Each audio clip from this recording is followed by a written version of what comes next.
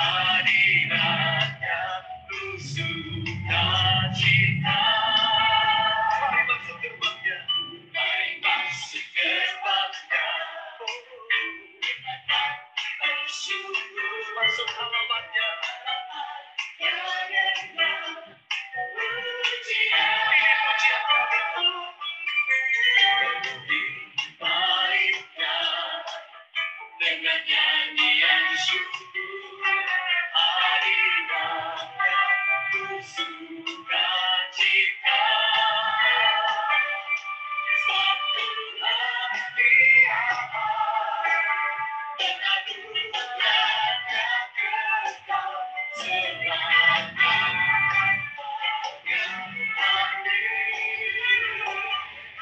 Satu hati dan anugerahnya kekal selama-lamanya. Amin.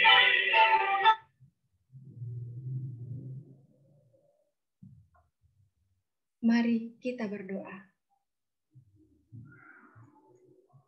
Ya Tuhan yang adalah juru selamat kehidupan kami.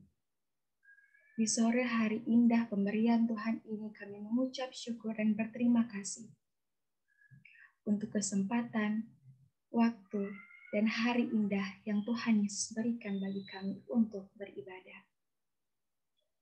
Ya Tuhan, kami berdoa menyerahkan jaringan maupun perangkat yang kami gunakan, baik kami sebagai pelayan maupun kami semua yang hadir pada ibadah di saat ini. Tuhan berkati, Tuhan kuasai kami oleh Roh Kudus-Mu, agar ibadah ini dari awal, permulaan, hingga pada akhirnya, mau dituntun oleh kuasa Roh Allah yang kudus. Dalam nama Tuhan Yesus kami berdoa. Haleluya. Amin.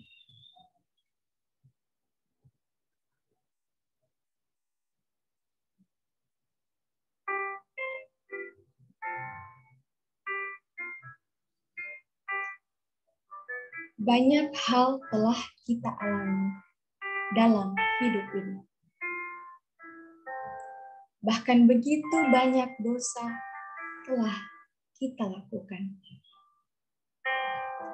Kita banyak mengecewakan hati Tuhan oleh karena perbuatan kita. Tuhan adalah Allah yang begitu mengasihi kita. Akan tetapi kita sering mengabaikan Tuhan dan lari dari hadirat-Nya. Ketika Tuhan memanggil kita, kita justru tidak mendengarkan. Oleh karena dosa-dosa kita menghalangi hadirat Tuhan masuk dalam hidup kita. Bahkan hidup kita saat ini jauh dari kekudusan yang dikehendaki oleh Tuhan. Kita justru mementingkan ego kita, ketidaksetiaan, tidak mau mengorbankan waktu untuk Tuhan, dan tidak memprioritaskan Tuhan dalam hidup kita. Untuk itu saya mengajak kita semua untuk mengakui dosa-dosa kita di hadapan Tuhan.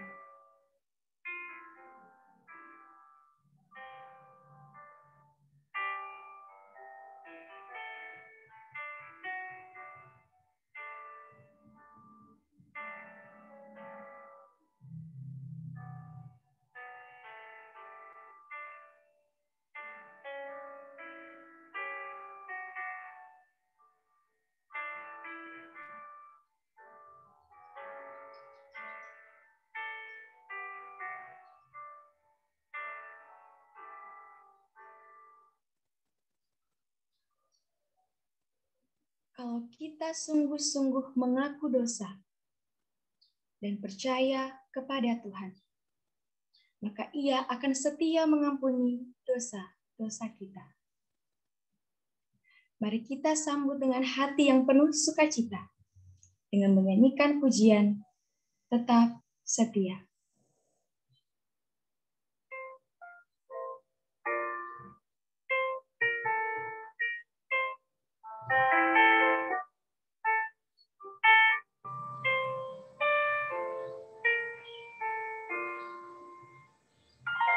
Selidiki aku, lihat hatiku,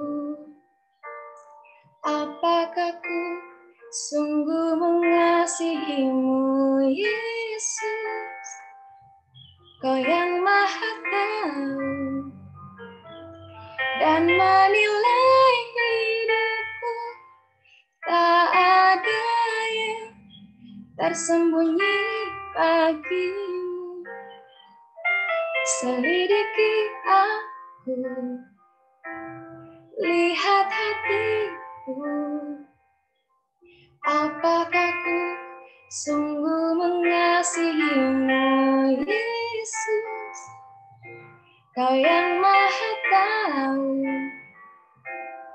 dan menilai hidupku, tak ada yang tersembunyi bagimu. Telah kulihat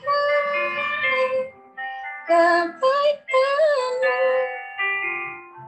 yang tak pernah habis di hidupku. Ku berjuang sampai akhirnya, Kau dapati aku tetap setia.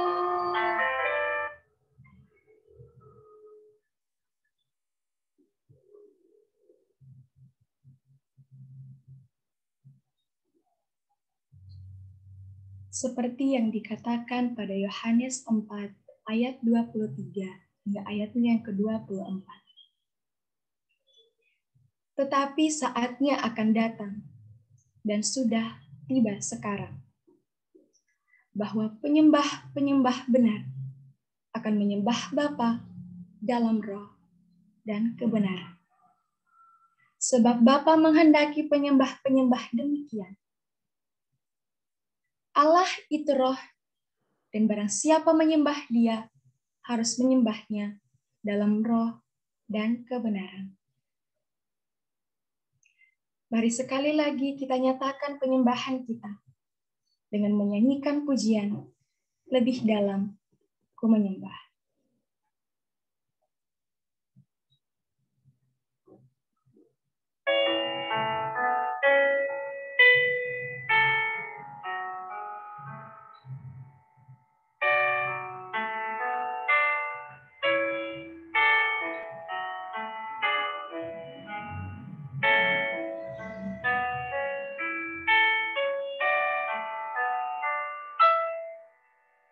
Sungguh besar setiamu,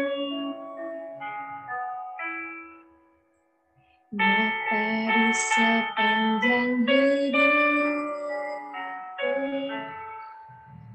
Darah-Mu telah layakkan kehidupanku.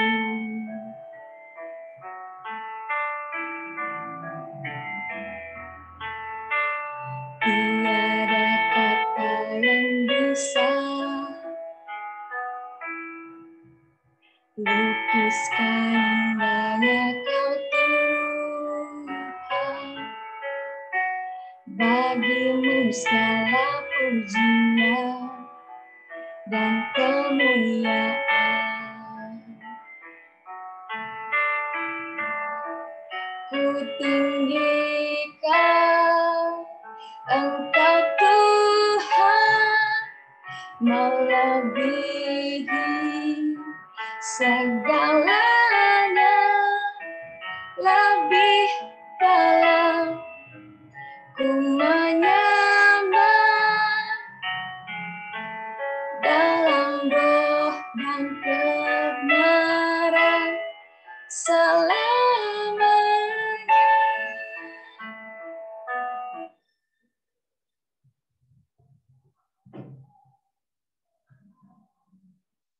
Dalam ibadah saat ini, kita akan mendengarkan firman Tuhan. Kita ingin memahami arti kekudusan dan pentingnya hidup kudus. Bagaimana cara hidup kudus menurut Alkitab?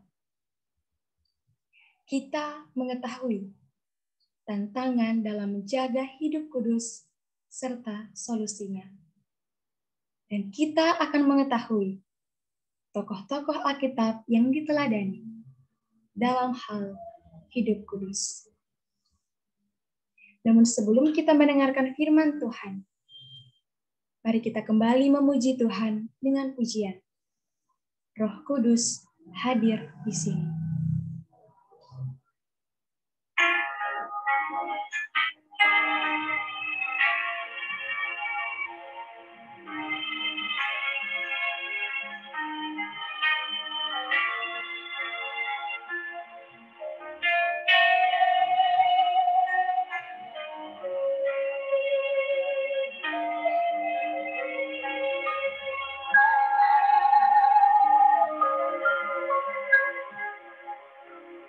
Roh Kudus hadir di sini, mengalir di bait suci. Perkara ajaib terjadi, kuasa mujizat nyata, karena Roh Allah sedang bekerja.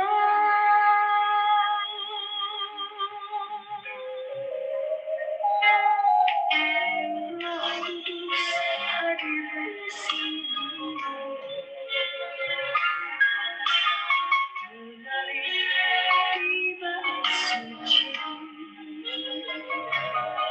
Perkara ajaib terjadi, kuasa mujizat nyata, karena Roh Allah sedang bekerja.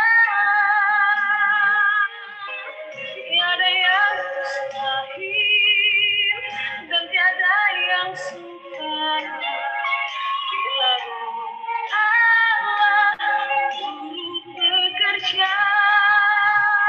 Tiada yang mustahil bagi orang percaya, karena Roh Allah turut bekerja di antara kita.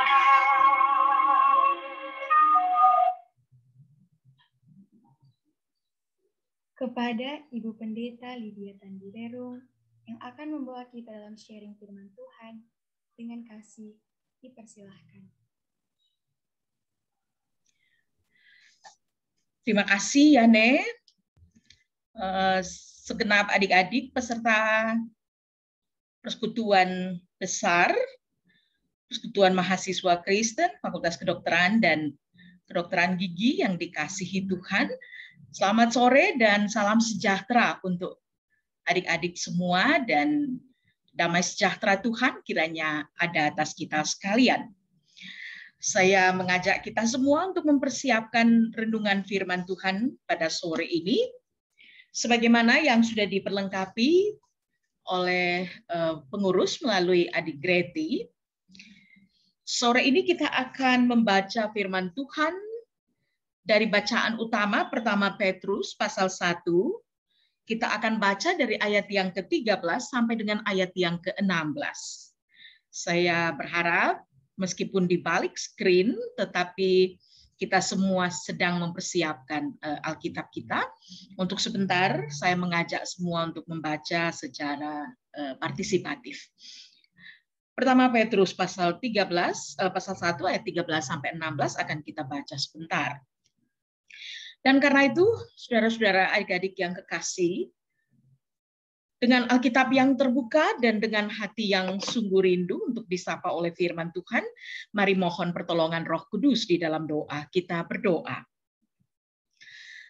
Kepadamu puji-pujian, madah syukur dan segala kemuliaan layak kami persembahkan ya Tuhan, karena Engkau adalah Allah yang sungguh baik, Tuhan yang berkenan untuk mengaruniakan kami ruang perjumpaan untuk bersekutu, memuji, memuliakan Engkau mengungkapkan kerinduan kami pada hadirat Tuhan. Dan secara khusus Tuhan, sedikit waktu lagi kami akan disapa oleh kebenaran firman Tuhan. Kami mohon kehadiran-Mu ya Allah Roh Kudus atas kami sekalian dimanapun kami berada saat ini.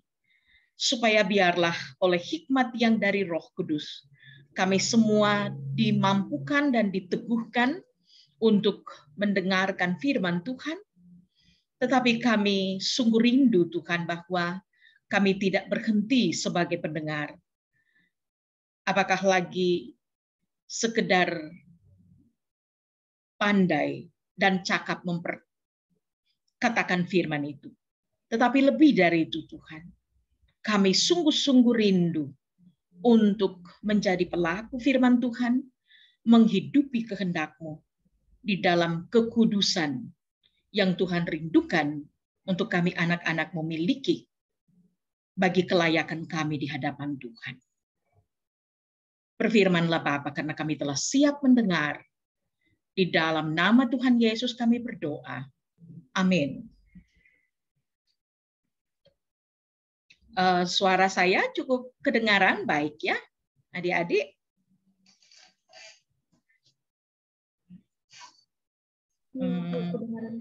Ya. Pertama Petrus pasal yang pertama ayat 13 sampai dengan ayat yang ke-16. Saya hanya mau memastikan bahwa kita membacanya secara partisipatif, tidak perlu membuka mic. Saya akan membaca ayat yang berangka ganjil, dan saya mengajak saudara-saudara sekalian untuk membaca ayat yang berangka genap secara bersama-sama. Judul dari perikop ini secara umum adalah kekudusan dan kasih persaudaraan. Kita akan baca sampai ayat yang ke-16. Sebab itu siapkanlah akal budimu, waspadalah dan letakkanlah pengharapanmu seluruhnya atas kasih karunia yang dianugerahkan kepadamu pada waktu pernyataan Tuhan Yesus. Hiduplah sebagai anak-anak yang taat dan jangan turuti hawa nafsu yang menguasai kamu pada waktu kebodohanmu. Tetapi hendaklah kamu menjadi kudus di dalam seluruh hidupmu, sama seperti Dia yang kudus, yang telah memanggil kamu. Kembali sama-sama kita baca. Sebab ada tertulis, kuduslah kamu sebab aku kudus. Demikian pembacaan kita saat ini, dan adik-adik yang saya kasihi, sebagaimana ya cakap-cakap awal kami dengan Greti, saya akan membawakan firman Tuhan, ya sharing firman Tuhan ini dengan memberikan beberapa catatan-catatan perenungan bagi kita semua secara khusus, dan mungkin sebentar ada ruang berbagi yang mungkin dipandu oleh adik-adik pengurus ya. Mungkin Greti atau siapa, kita boleh gantian untuk share screen ya. Iya, boleh Bu Pendeta. Ya. Oke. Nanti di set saja di screen-nya, saya boleh kelihatan side by side dengan screen. Ya. Saya kira sudah. Ya. Ya, saya kira sudah kelihatan ya. Adik-adik semua, saya dan mungkin saja ada kakak-kakak pendamping ya, tapi mungkin sebagian besar juga adik-adik dari saya.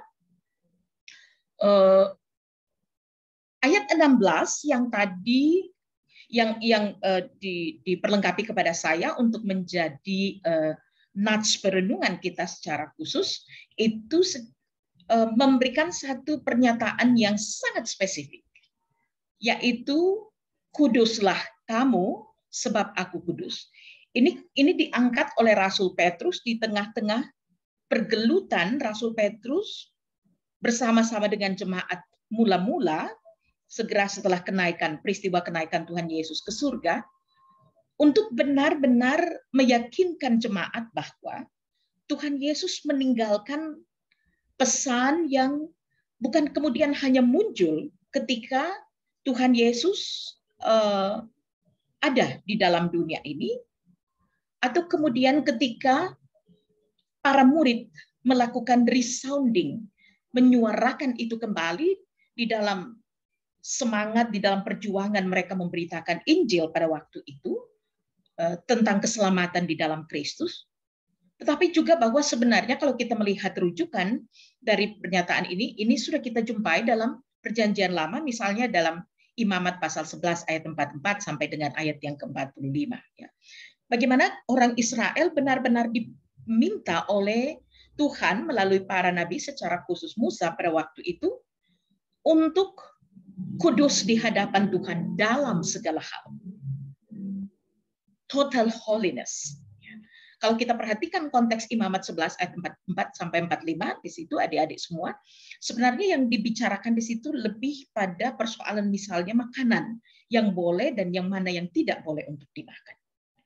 Tetapi bahwa sampai hal-hal yang sangat sederhana pun, ketaatan terhadap apa yang Tuhan bilang, apa yang Tuhan katakan, apa yang menjadi kehendak Tuhan, bagaimana bangsa Israel harus faithful, harus setia kepada apa yang Tuhan minta untuk mereka lakukan, itu adalah bagian dari tuntutan hidup kudus di hadapan Tuhan.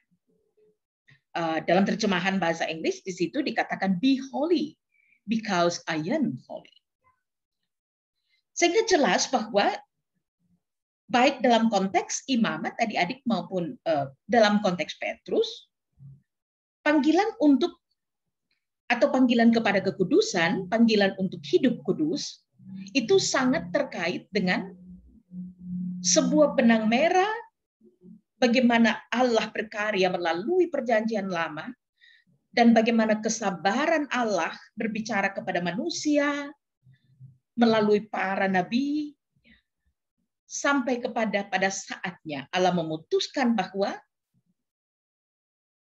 harus ada Mesias yang datang ke dalam dunia, dan kemudian itu terwujud di dalam kedatangan Kristus.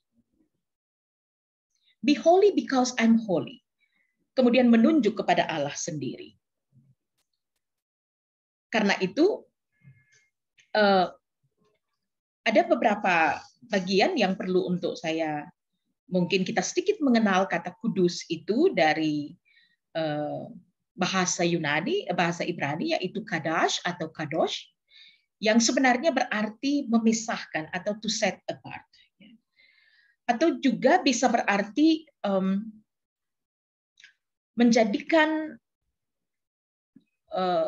menjadi kudus atau menguduskan diri, atau menyatakan sesuatu itu kudus. Nah, kata kerja ini kemudian verb ini dalam bentuk sederhana menyatakan tindakan pemisahan. Misalnya memisahkan seseorang atau sesuatu dari kenajisan. Contoh misalnya ketika kata kudus itu diterakan, misalnya dalam pemaknaan pemisahan, diterakan pada hal hari Sabat. Misalnya yang dikatakan bahwa hari yang dikuduskan, hari yang dipisahkan, hari yang dikhususkan bagi Tuhan. Untuk memperlihatkan keterpisahannya atau kelainannya. Situasi kondisinya yang lain, berbeda, khas, spesifik daripada hari-hari yang lain.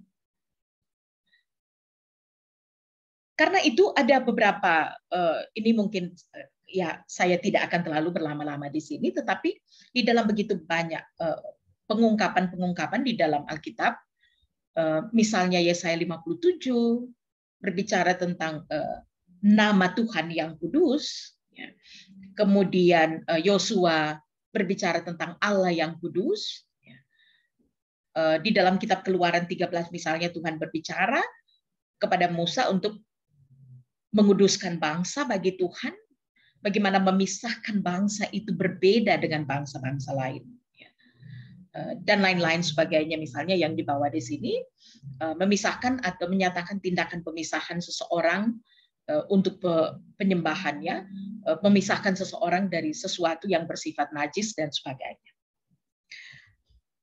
Menjadi kudus itu berarti ada sesuatu yang khusus, ada sesuatu yang spesifik yang Tuhan inginkan dari kita.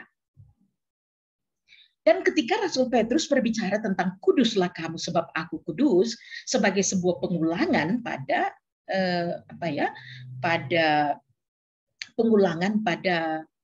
pada bagaimana Allah dipandang sebagai ya ini orang-orang ya adik-adik ini semua orang-orang dalam dunia akademik ya, seseorang yang benar-benar dipandang punya kualitas tertentu, termasuk bangsa Israel pada waktu itu. Nah karena itu kalau kita berbicara tentang kondisi misalnya sosok-sosok dalam perjanjian lama, saya kira kita semua tentu kita harus menyebut semua bapak-bapak gereja ya, Abraham, Ishak, Yakub dan lain-lain sebagainya. Tetapi ketika kita berbicara tentang kekudusan hidup sebagai sebuah keputusan iman, saya rindu misalnya merecall setidaknya 3 figur dalam Alkitab yang menjadikan kekudusan itu sebagai sebuah muara dari sebuah keputusan iman. Sesuai dengan kata kudus tadi ya, saudara-saudara sekalian, bahwa ada upaya untuk menempatkan secara sangat khusus apa yang disebut dengan kekudusan hidup itu.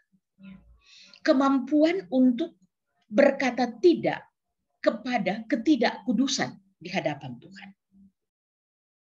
Ada sesuatu kekudusan hidup itu selalu ditempatkan pada posisi in contrary to, ya mungkin kita bisa katakan dalam posisi yang kontras dengan sesuatu.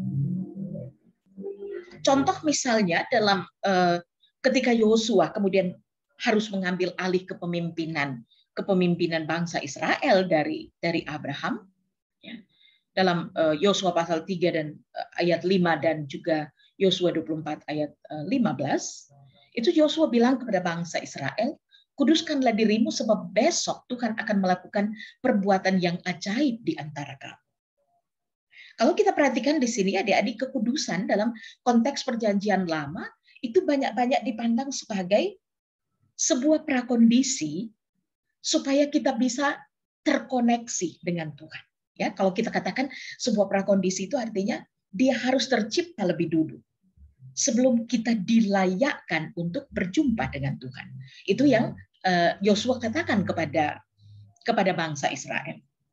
Mungkin kalau dalam konteks kita yang paling sederhana, saya tadi teringat ketika entah Greti atau siapa ya, salah satu teman yang kemudian menyambut welcoming kita semua tadi, lalu salah satu harapannya bahwa ya saya berharap ya teman-teman sudah duduk dengan proper suite ya. Artinya meskipun itu sesuatu yang sangat sederhana, tetapi bahwa ada sesuatu yang membedakan kita dari tampilan kita, outfit kita sehari-hari yang mungkin ngoblong dan lain-lain sebagainya. Tetapi bahwa in order to worship God, dalam rangka mendekat kehadirat Tuhan, tadi ada kerinduan bahwa kita berpakaian secara lebih layak misalnya. Ada prakondisi. Jadi mungkin ini adik-adik yang perlu kita catat ya, bahwa di dalam perjanjian lama kekudusan hidup itu selalu menjadi pilihan untuk diarahkan kepada pengambilan keputusan iman. Besok Tuhan akan melakukan perbuatan yang ajaib di antara kamu. Karena itu kuduskan dirimu. Meskipun seringkali kemudian cerita kisah dalam perjanjian lama banyak sekali terjadi bahwa akhirnya bangsa Israel yang banyak terjadi di antara mereka, bangsa Israel itu banyak-banyak disebut sebagai bangsa yang keras kepala, tegar tengkuk, gitu ya, stubborn. Apa itu? Kalau bahasa mungkin di sini ada beberapa orang Toraja juga ya, ya seperti ada Ade Opel itu, stubborn, atau orang Toraja bilang kepala batu atau batuk kalau tingkatnya sudah sangat ekstrim ya. Karakteristik yang agak spesifik pada bangsa Israel.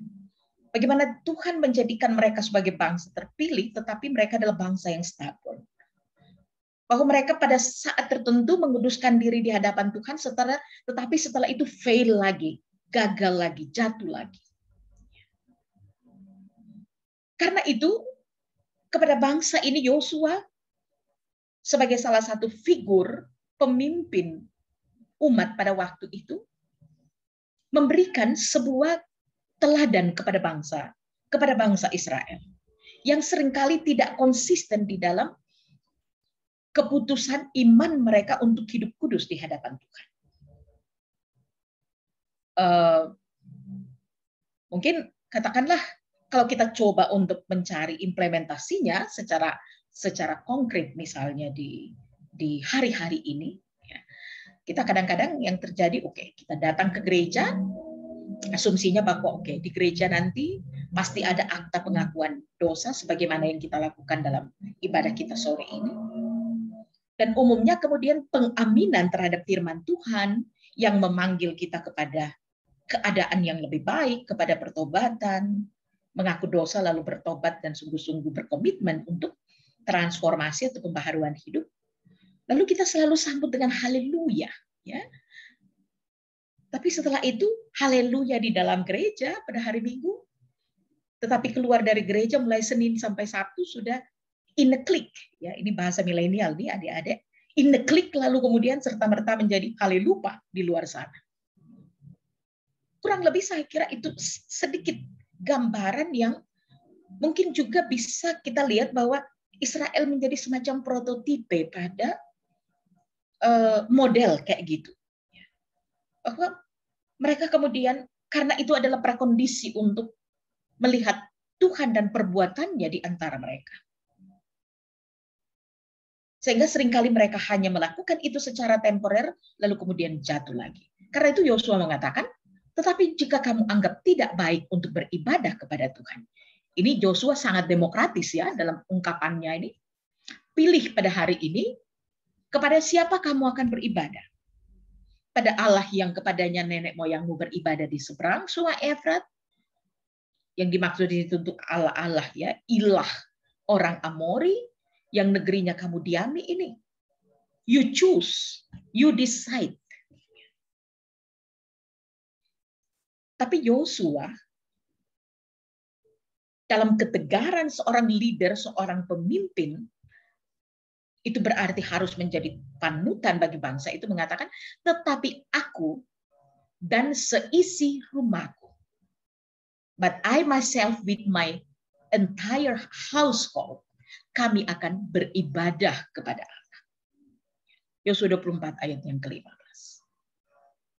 Di hadapan tawaran tantangan ketidaksetiaan umat, Yosua harus pertama-tama berdiri untuk menyatakan keteguhan iman dan kesetiaannya kepada Tuhan.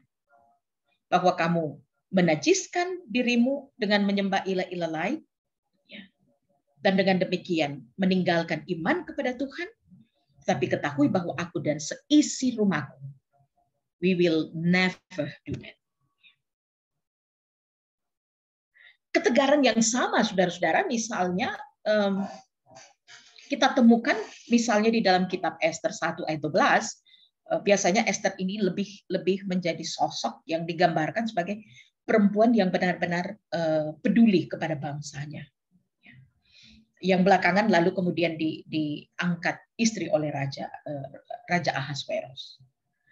Tetapi yang mau kita gambarkan di sini, mau coba kenapa kemudian saya mengangkat sosok Ratu Wasti sebagai istri atau permaisuri Raja Ahasveros pada waktu itu, adalah keberanian Ratu Wasti untuk menolak menuruti titah raja yang memanggilnya untuk mempertontonkan kecantikannya, mempertontonkan kemolekan tubuhnya, mempertontonkan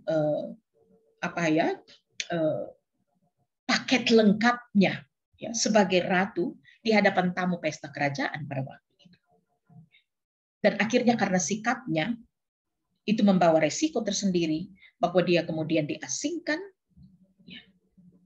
dipecat dari jabatan sebagai ratu, dan akhirnya kemudian Esther diambil pada waktu sebagai istri dari Raja Ahasveros pada waktu itu. Ya. Atau misalnya ketika kita bicara tentang sosok Daniel, tentu kita semua tahu ya bagaimana Nebukadnezar meminta semua orang untuk menyembah kepada patung tuangan.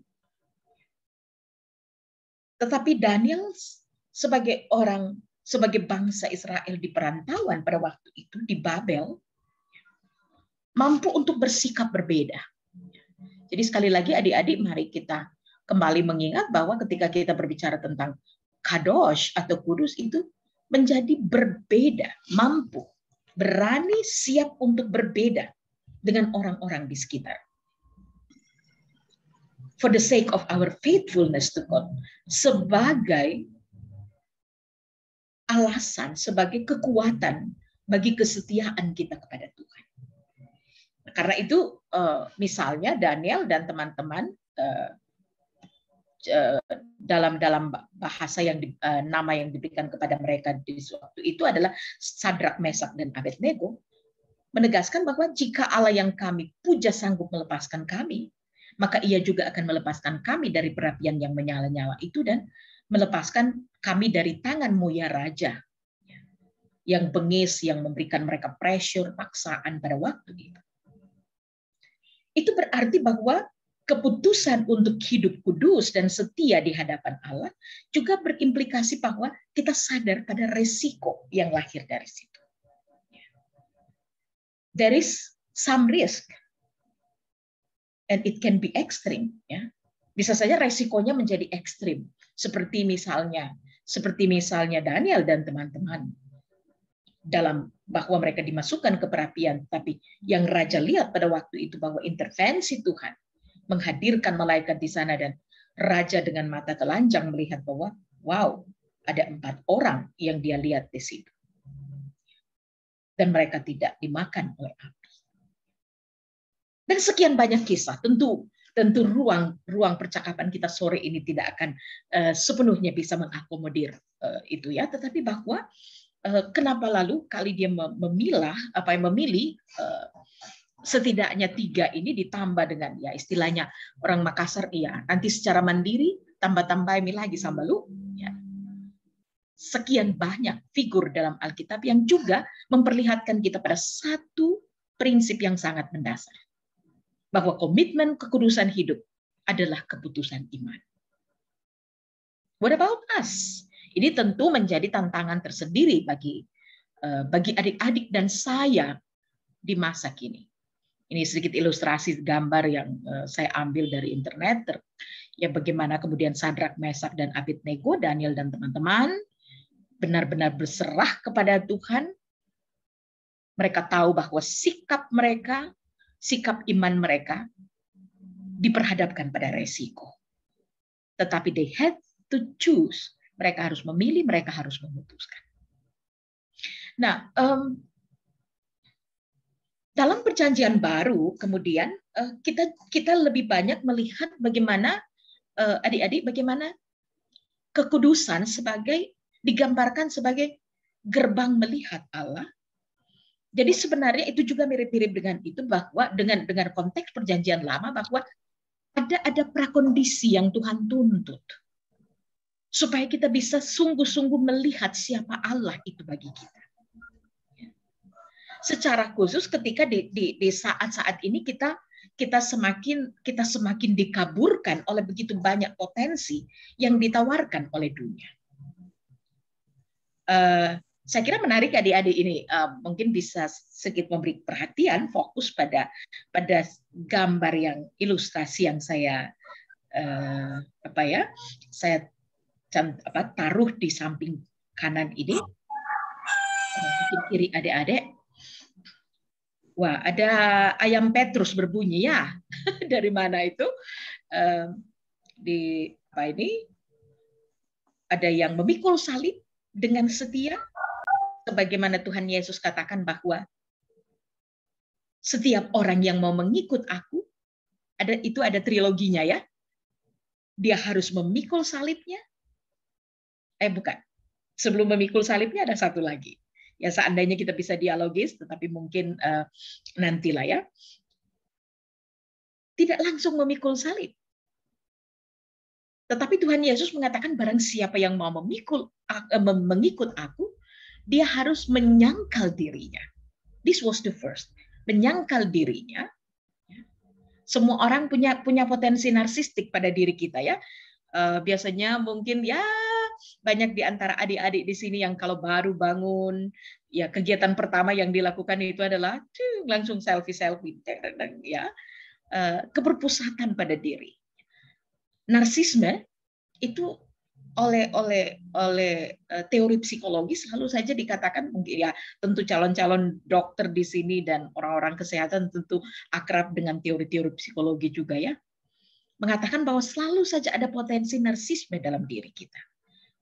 Pengutamaan diri, kecenderungan untuk selalu menarik perhatian kepada diri, sehingga muncul sikap-sikap seperti pementingan diri. Lalu pada sisi yang lain, kita tidak suka, kita menjadi iri, kita menjadi cemburu kepada keberhasilan orang lain, atau yang mungkin kita pandang sebagai lebih dari kita misalnya. Penyangkalan diri.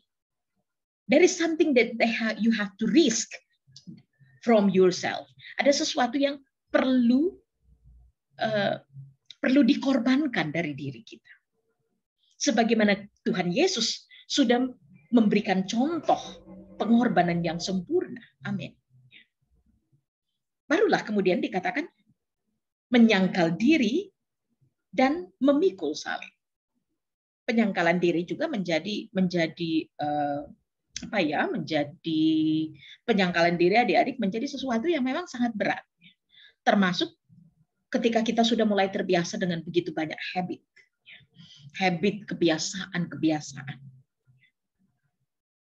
Yang dengan begitu banyak cara dunia, tentu apalagi dengan revolusi industri IT 4.0 sekarang ini, semua dengan sangat terang benderang ditawarkan oleh dunia kepada kita. Karena itu Tuhan Yesus mengatakan, sangkal dirimu dan pikul salib. Ada effort yang harus kita lakukan. Ada perjuangan sebagaimana Kristus. Kita masih berada dalam, ya tadi pagi saya lihat PWGT masih ada beberapa yang masih perayaan Paskah. Kristus kemudian memikul salib, tetapi yang telah berhasil memikul salibnya sampai tuntas. Jadi adik-adik perlu dikoreksi ya, saya kira bukan tidak dikatakan harus menyangkal diri dan memikul salibnya, tetapi bukan memikul salibku, bukan itu yang Tuhan Yesus bilang, tetapi memikul salibnya. Artinya salib kita, salib saudara dan saya. Kita tidak mungkin mampu untuk memikul salib Yesus. Saya kira itu perlu untuk diluruskan. Kadang-kadang ada banyak yang mengatakan kita harus pikul salib Yesus. No way. Kita tidak mampu untuk memikul salib Yesus. Hanya Yesus yang mampu memikul salibnya. Yang pada salib itulah sebenarnya dosa kita sudah turut disalibkan. Karena itu Rasul Paulus sebagai salah satu sosok yang kita bisa melihat bagaimana transformasi hidup yang dialami oleh Rasul Paulus, mulai dari dia sebagai seorang mata-mata pemerintah kekaisaran Romawi pada waktu itu, menjadi penganiaya orang-orang Kristen pada waktu itu, tetapi Tuhan panggil berbalik 180 derajat dari dari penganiayaannya pada waktu itu, pembenci Kristus, akhirnya benar-benar menjadi rasul yang hidup untuk Kristus. Mengatakan, karena itu saudara-saudara, demi kemurahan Allah, aku menasihatkan kamu supaya kamu mempersembahkan tubuhmu sebagai persembahan yang hidup, yang kudus, dan yang berkenan kepada Allah, itu adalah ibadahmu yang sejati. Tadi Tuhan Yesus mengatakan, selalu kita sebut dengan trilogi tadi ya, adik-adik, bahwa barang siapa mengikut aku, dia harus menyangkal dirinya, memikul salibnya, dan mengikut aku. Mengikut dengan cara apa? Rasul Paulus kemudian menolong kita untuk membahasakannya secara praktis. Mempersembahkan hidup kita. Hidup yang seperti apa? Yang kudus dan yang berkenan kepada Allah. Dan Rasul Paulus saya kira indah sekali mengatakan, dan itulah ibadahmu yang sejati. That is your true worship. Ini tentu saudara-saudara menjadi kritik kepada seringkali ibadah yang kita sebenarnya seringkali identikkan dengan ibadah itu dengan tata liturgi, tata ibadah dan lain-lain sebagainya, yang akhirnya kita rasa oke, sudah beres, kita sudah selesai beribadah. Ya. Diktum akta demi akta kita sudah lewati, oke, ibadah kita selesai. Karena itu Rasul Paulus di dalam pertama Tesalonika juga kemudian mengatakan, karena inilah kehendak Allah, yaitu pengudusanmu, yaitu supaya kamu menjauhi percabulan dan lain-lain sebagainya. Yang secara sangat konkret tentu adik-adik, saya kira kita sangat terbantu oleh misalnya Galatia 5 ya, ayat 22, dan sebaliknya, ya, buah-buah dari Roh Kudus yang sebelumnya berbicara tentang kedagingan, lalu kemudian secara sangat konkret Rasul Paulus menolong kita untuk mengatakan, tetapi buah dari Roh Kudus adalah, mungkin adik-adik bisa masih ingat ya kalau nyanyi-nyanyi, buah dari Roh Kudus, kasih, sukacita, damai sejahtera, kesabaran, kemurahan, kebaikan, kesetiaan, kelemah lembutan, penguasaan diri. Ya. Nanti kita akan lihat di dalam rincian lebih jauh dari pembacaan kita dari pertama Petrus 1 ayat 15 ini sebentar, bahwa penguasaan diri itu menjadi salah satu diktum yang memang sangat ditekankan. Dan mungkin juga kenapa dalam poin-poin yang diberikan sebagai buah-buah Roh Kudus itu justru self control itu ditempatkan pada bagian terakhir, tetapi sesungguhnya sebagai kulminasi atau pada titik puncak dari buah Roh Kudus yang seharusnya benar-benar kita bangun. Yang seringkali justru pada poin itu kita banyak jatuh. Kejarlah kekudusan, sebab tanpa kekudusan tidak seorang pun akan melihat Tuhan. Bagaimana kekudusan hidup sekali lagi menjadi gerbang untuk melihat Allah. It is a path for you to see God.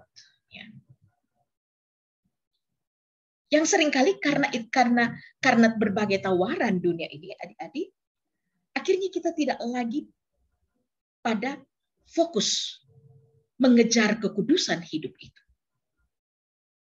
Karena kita tidak sedang berjalan dan kita tidak sedang melihat kepada Kristus. Sebagaimana Allah di dalam Kristus yang kudus, maka demikianlah kamu harus kudus. Saya ingat ada satu ilustrasi yang pernah saya dengar, katanya ada anak muda yang ya saya kira kita masih berada dalam solidaritas, mudah-mudahan ke depan itu tidak akan terulang lagi ya, bahwa pernah ada satu waktu kita benar-benar terenyuh, perih dan turut sangat bersedih dengan beberapa kasus bunuh diri dalam jumlah yang cukup banyak dan sangat beruntun di Toraja misalnya, dan banyak terjadi di kalangan anak-anak muda. Dengan tentu begitu banyak upaya analisa untuk mencari motif apa sebenarnya di balik peristiwa-peristiwa itu. Banyak yang berangkat dari meninggalkan surat komunikasi yang tidak bagus dengan orang tua, ataukah ya karena putus cinta dan merasa bahwa it was the end of the world. Itu akhir dari segala-galanya. Ada satu mungkin ini satu ilustrasi yang agak jenaka. Ada seorang anak muda yang meninggalkan kampungnya, pokoknya dalam suasana kalut sekali, dan dia Dia berjalan tanpa arah, sampai pada waktunya dia tiba-tiba mengambil keputusan ekstrim untuk mengakhiri hidupnya. Akhirnya dia lihat ada pohon kelapa yang panjang, yang tinggi sekali. Akhirnya dia panjat pohon kelapa itu. Kalau yang lalu-lalu banyak kasus-kasus percobaan bunuh diri itu lewat tower-tower tower-tower provider Telkom dan lain-lain sebagainya. Lalu dia naik dan teriak kepada orang yang lewat, saya mau bunuh diri. Orang juga melihat gelagatnya, lalu orang banyak mengatakan, turun nak. Turun. Kamu masih muda. Masa depanmu panjang. Batalkan niatmu. Tapi dia bilang, tidak. Aku tidak bisa lagi hidup. Akhirnya orang mengatakan, coba panggilkan Pak Ustadz. Siapa tahu Pak Ustadz bisa bujuk dia untuk turun. Ada Ustadz datang, tapi dia bilang, tidak, pokoknya aku mau bunuh diri. Lalu orang bilang, mungkin saja dia bukan orang Islam, mungkin dia orang Kristen. Adakah pendeta atau siapa di sekitar? Akhirnya mereka bilang, tidak ada gereja, tapi ada gereja Katolik.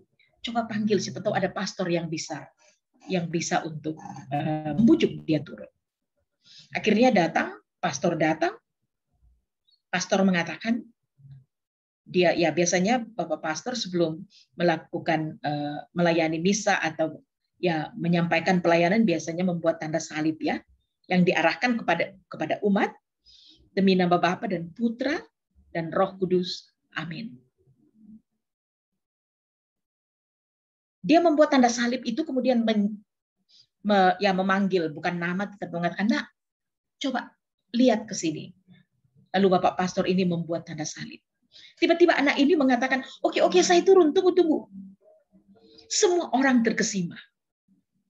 Wow, sebenarnya kasihan ini anak, pasti anak Kristen yang taat kok dong. Karena dia baru disapa saja ke atas, pastor baru bikin tanda salib saja, dia sudah bisa membatalkan niatnya untuk mengakhiri hidupnya. Akhirnya ketika dia turun, dia tiba di bawah, orang melihat, oh memang ada tato salib di bahunya ya, di lengannya. Lalu orang mengatakan, nah, pasti kau sebenarnya anak Kristen yang taat. Dibilang, apa urusan kalian?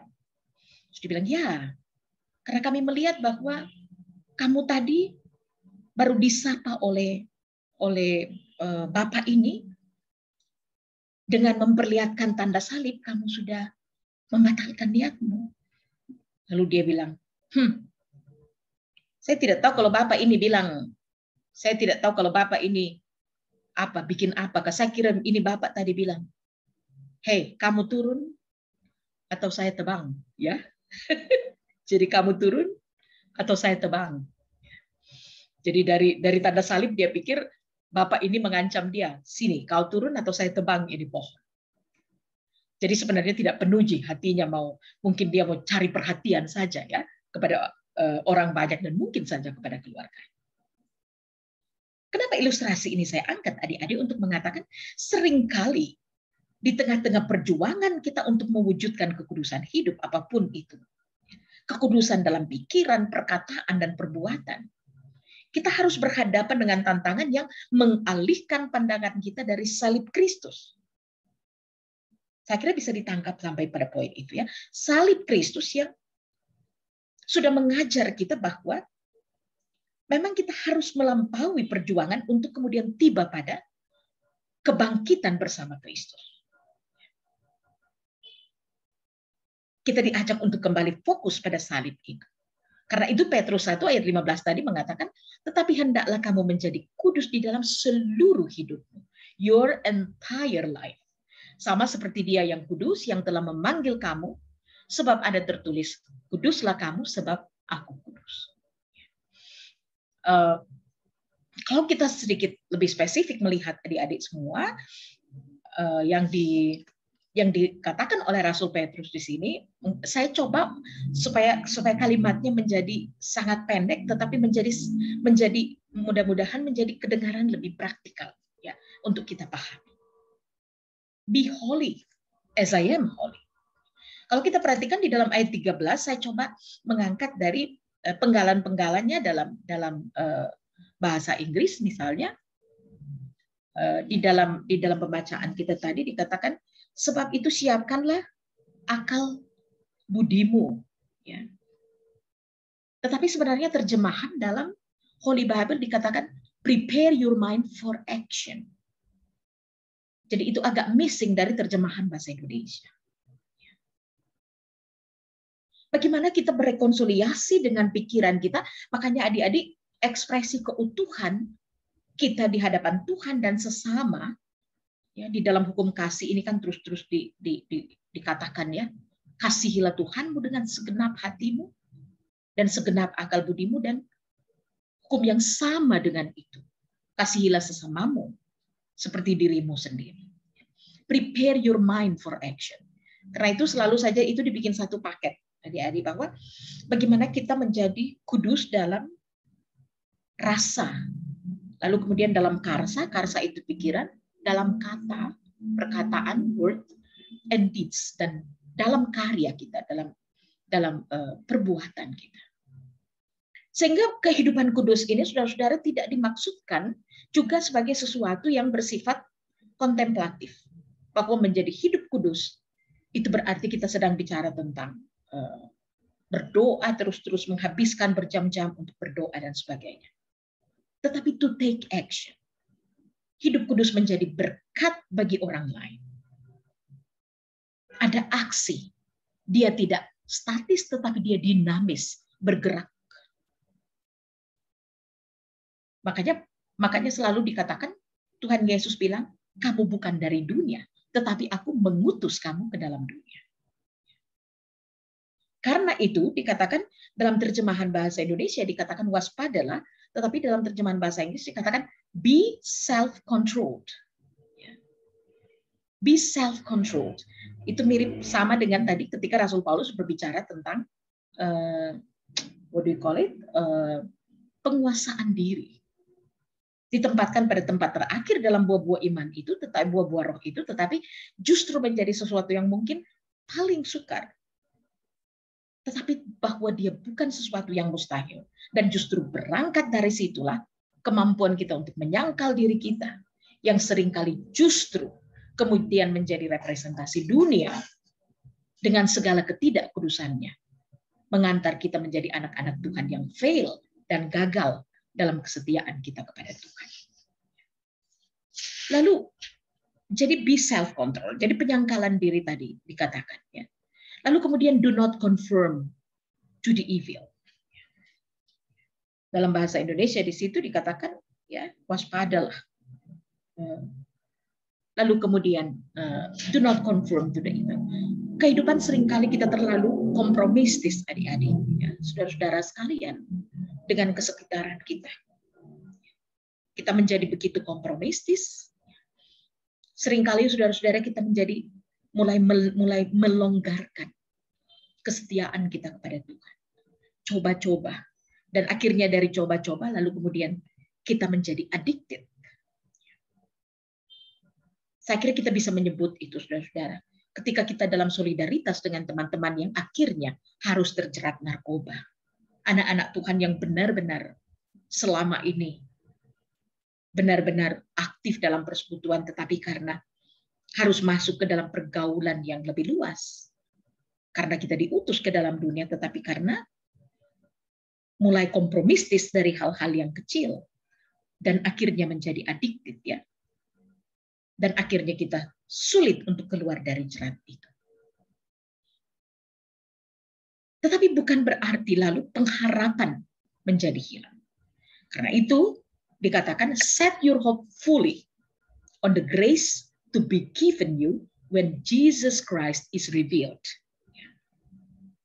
Kalau di dalam bahasa Indonesia tadi dikatakan adik-adik, ya, letakkanlah pengharapanmu seluruhnya atas kasih karunia. Only by grace. Ya. Only by grace. Jadi semata-mata karena anugerah. Ada 3 prinsip gereja reformasi adik-adik. Semata-mata karena anugerah. Ya. Yang pertama sola gratia. Yang kedua sola fide. Anugerah Allah di tengah-tengah ketidakmampuan kita untuk bangkit dengan kekuatan kita sendiri. Tetapi kita sambut dengan iman, sola fide. Dan kita hidupi. Apa yang menuntun kita untuk menghidupi itu? Alkitab, sola scriptura. Karena itu, ya, kita dipanggil, saudara-saudara, untuk sebagaimana tadi dikatakan bahwa bagaimana kolaborasi antara surat Petrus dengan imamat ini mengatakan bahwa Allah yang mengasihi dan memperkenankan manusia berdosa untuk menjadi umatnya adalah Allah yang kudus. Itu prinsip yang kita aminkan melalui tema pada sore ini. Bahwa baik kekudusan hidup itu sebagai keputusan iman, tetapi juga kekudusan sebagai gerbang untuk melihat Allah. Dan karena itu dalam Mazmur 139, Yeremia 29 mengatakan, untuk melihat rancangan baik dan rencana indah Tuhan bagi masa depanmu, kejarlah kekudusan. Dan kekudusan harus diperjuangkan karena kita dilahirkan dalam tabiat dosa, Mazmur 51 ayat 5. Dikatakan, sesungguhnya dalam dosa aku diperanakkan, dalam dosa aku dikandung ibu. Dengan cara apa? Menjaganya sesuai dengan firman Tuhan. Mazmur 119 ayat 9. Ya, mudah-mudahan semua masih rajin-rajin baca Alkitab sekarang ya. Amin. Jangan sampai karena sudah terlalu banyak daring-daringnya, tidak sempat lagi untuk beralih ke Alkitab elektronik, apalagi ke Alkitab buku. Mau baca juga Alkitab di smartphone-nya, tapi ya tiba-tiba larinya ke YouTube, tiba-tiba larinya ke game, tiba-tiba larinya kemana gitu. So take your control upon yourself untuk mengatakan membaca firman Tuhan on a daily basis. This is how you face the challenge. Baca firman Tuhan, cinta firman Tuhan dalam kehidupan kita sehari-hari. Ada ilustrasi yang pernah saya dengar, seorang Pace Papua ya, yang dalam keadaan mabuk berat, lalu jalan terhuyung-huyung, akhirnya jatuh di depan pintu gereja. Lalu ada Pak Penatua mengatakan, Pace, kau ini mungkin ada adik-adik dari Papua di sini, minta maaf kalau logat kali dia tidak sesuai ya. Pace, kau ini lagi mabuk terus duduk di depan gereja, ya. Kau tahu, tara itu artinya tidak ya. Kau tahu kalau ini rumah Tuhan. Akhirnya Pace dengan santai jawab, Bapak Penatua, salahkah aku jika ada duduk di rumah Bapakku? Ini mantap sekali ya, Pace dalam keadaan mabuk, ango. Masih ingat itu kata-kata Tuhan Yesus. Salahkah aku jika aku duduk di rumah Bapakku? Lalu Pak Penatua ini bilang, Pace, hati-hati kau. Kau kira kau Mesias kah? Lalu Pace dengan santainya jawab, engkau sendiri mengatakannya. Ini kata-kata Tuhan Yesus juga ini. Lalu Pak Penatua bilang, ini Pace ini betul-betul ngeyel. Akhirnya dia panggil Bapak Satpam, dia bilang, Bapak Satpam, coba ikat ini Pace tangan supaya dia terbikin onar di sini, bawa di dia rumah. Satpam gereja mau ikat tangannya, Pace tepis. Pace bilang, sudah Bapak Satpam, terlalu serepot-repot. Sudah saatnya anak manusia untuk diserahkan. Ini luar biasa Pace ini ya. Dalam keadaan mabok, ango, ya, malango anak-anak Toraja bilang, masih hafal semua itu firman Tuhan. Kata-kata Tuhan Yesus lagi. Tapi seringkali yang terjadi ya seperti itu. Bahwa ya firman Tuhan mantap. Tapi kong kali kong jalan terus. Firman Tuhan mantap. Tapi nyontek jalan terus. Firman Tuhan mantap. Persekutuan mantap. Seperti ini, dijauhkanlah kiranya ya. Adik-adik PMK semua. Tapi plagiat, copy paste jalan terus. Tipu-tipu jalan terus. Firman Tuhan mantap, tapi kita banyak bersedih. Begitu banyak keluarga yang mengalami ini, tapi selingkuh jalan terus. Akhirnya bermuara pada perceraian. Firman Tuhan mantap. Tapi lalu kemudian kekerasan jalan terus, firman Tuhan mantap. Tapi pada saat yang lain terjadi korupsi dan lain-lain sebagainya. Karena itu, ditegaskan, carilah Tuhan dengan segenap hatimu, dan bagaimana kamu menghidupi janji Tuhan itu. How you live, ya, bagaimana janji Tuhan, mencari Tuhan dengan segenap hati. Tadi sudah dikatakan, put your hope entirely into God. Karena itu adik-adik, kekudusan kita catat bukan hanya moralitas atau etika semata. Kita bisa belajar itu dalam sosiologi atau psikologi dan lain-lain sebagainya. Melainkan sebuah kesempurnaan status penebusan Allah di dalam Kristus yang sudah memerdekakan kita dari dosa. Pengampunan yang memberi buah pertobatan yang permanen. Kolose 2 ayat 11, Rasul Paulus mengatakan penyataan imannya dalam Dia kamu telah disunat, bukan dengan sunat yang dilakukan oleh manusia. Ya. Tentu Bapak Ibu dokter ini semua sudah belajar untuk nyunat, ya, karena circumcision, ya.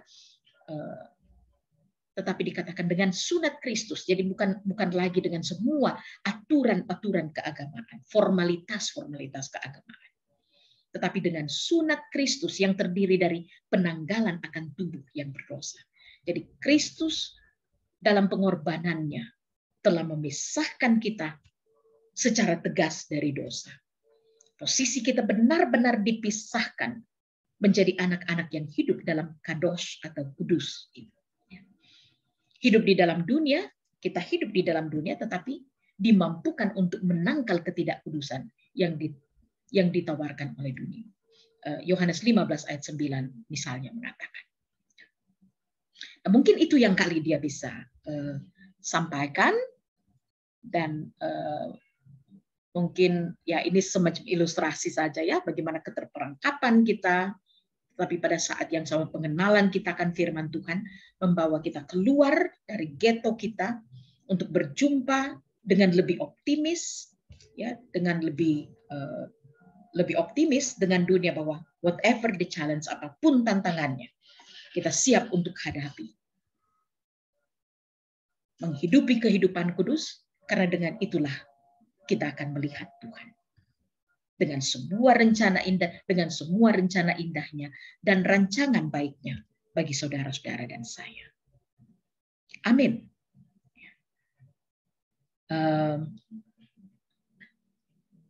Ya. Mungkin adik siapa tadi? Apakah bagaimana? Biasanya apakah ada respon sharing kita atau bagaimana?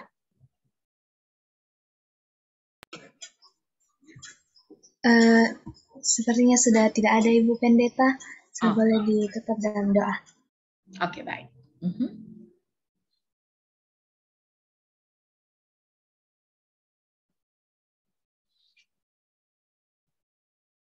Saya yang membawakan doa. Iya, silakan Ibu. Sebentar akan ada doa syafaat ya, Dek. Iya, Ibu Pendeta, tapi akan ada doa syafaat Ibu Pendeta. Oke, baik. Kita bersyukur atas firman yang telah kita dengar. Kami sungguh bersyukur Tuhan, bahwa Tuhan memberikan kami waktu dari tengah-tengah keterbatasan kami untuk memahami kekayaan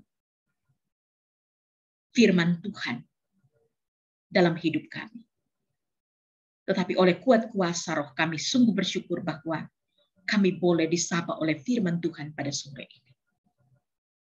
Mengingatkan kami betapa kami sungguh-sungguh terpanggil kepada kekudusan. Mengaminkan bahwa kami sungguh-sungguh telah dipisahkan dari tabiat dosa dalam diri kami oleh karya dan pengorbanan Tuhan kami Yesus Kristus di kayu salib. Tetapi yang sudah bangkit, sehingga kami yang percaya kepadanya juga turut bersama-sama mati, tetapi dibangkitkan bersama Kristus. Biarlah dengan kuasa kebangkitan Kristus itu ya Tuhan, kami semakin diteguhkan, anak-anak-Mu secara khusus. Kami semakin diteguhkan untuk mengerti bagaimana menjadikan kekudusan hidup sebagai keputusan iman kami yang final. Menjadikan kekudusan hidup sebagai gerbang untuk menyaksikan karya kasih Allah yang indah bagi masa depan kami. Biarlah sepenuhnya tertanam di dalam batin penghayatan iman kami semua. Supaya kami bisa menghidupi kekudusan itu dalam pikiran, perkataan, dan perbuatan kami. Sehingga hidup kami memuliakan Tuhan. Dan boleh menjadi berkat bagi sesama kami dan bagi dunia ini. Di dalam nama Tuhan Yesus kami bersyukur. Haleluya. Amin.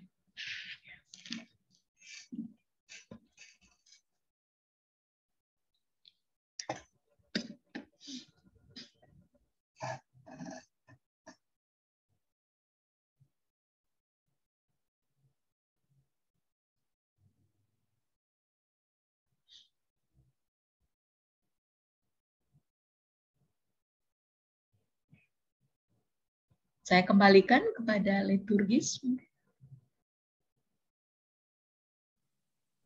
Iya, baik Ibu Pendeta. Terlalu kecil suaranya ya, Nek? Iya, baik Ibu Pendeta, kedengaran suaranya.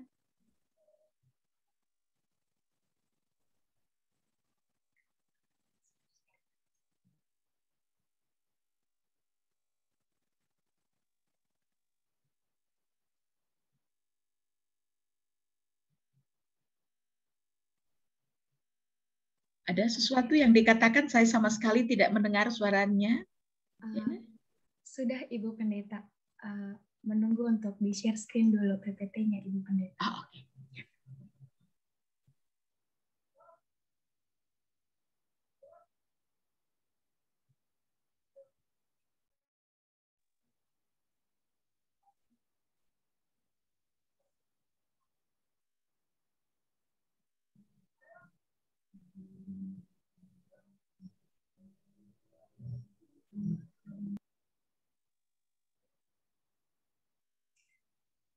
Baik, terima kasih kepada Ibu Pendeta Lydia Tandirerong yang telah membawakan firman Tuhan yang begitu memberkati kita pada sore hari ini. Kiranya Tuhan Yesus selalu memberkati dalam setiap langkah hidup. Firman Tuhan yang luar biasa baru saja kita dengar. Di mana kudus berarti kita memisahkan atau sebagai suatu pemisah. Yang berarti kita memisahkan diri dan hidup kita dari hal-hal yang najis dan hal-hal yang bertentangan dengan kehendak Tuhan. Kekudusan hidup sebagai sebuah keputusan iman dan kekudusan sebagai gerbang kita melihat Allah.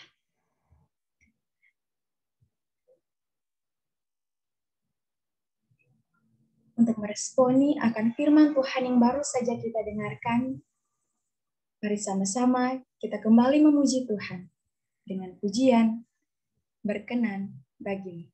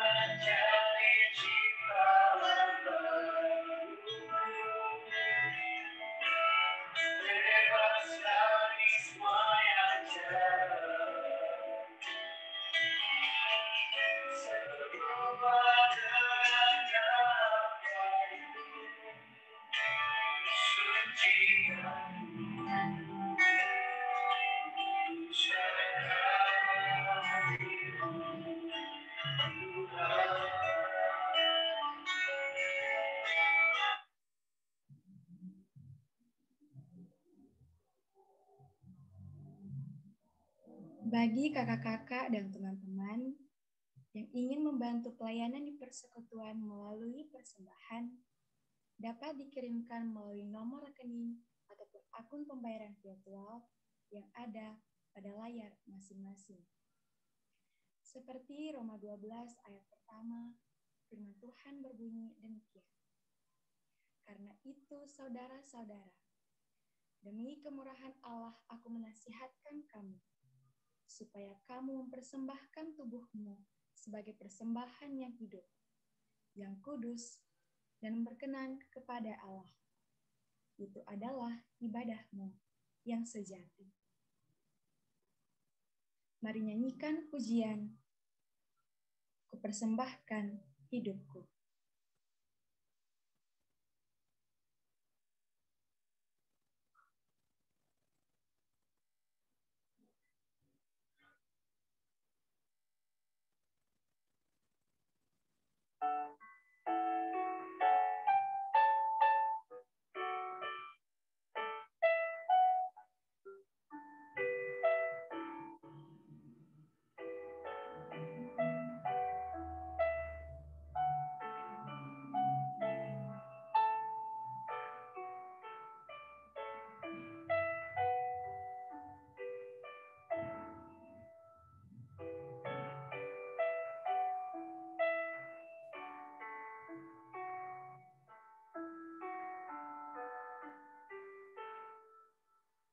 Ini aku, semua milikku, ku serahkan padamu, Tuhan. Penyesalan dan kebanggaan, suka dan duka, semua ku serahkan. Yang telah lalu, yang akan datang, hasrat dan harapan yang terbayang, masa depan dan rencanaku, semua ku serahkan dalam tanganmu.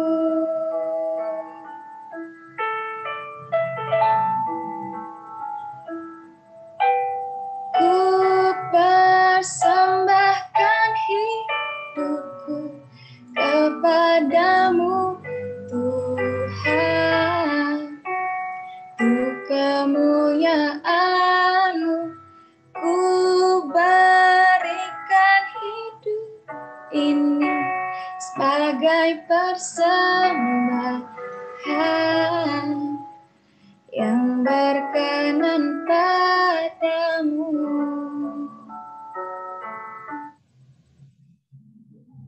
Sekali lagi, bagi kakak-kakak dan teman-teman yang ingin membantu pelayanan persekutuan melalui persembahan, dapat dikirimkan melalui nomor rekening ataupun akun pembayaran virtual yang ada pada layar masing-masing.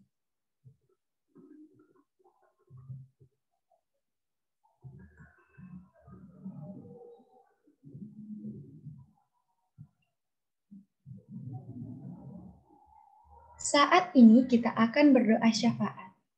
Untuk itu, kepada Kakak Milan Valentini akan membawakan kita dalam doa dengan kasih, dipersilahkan.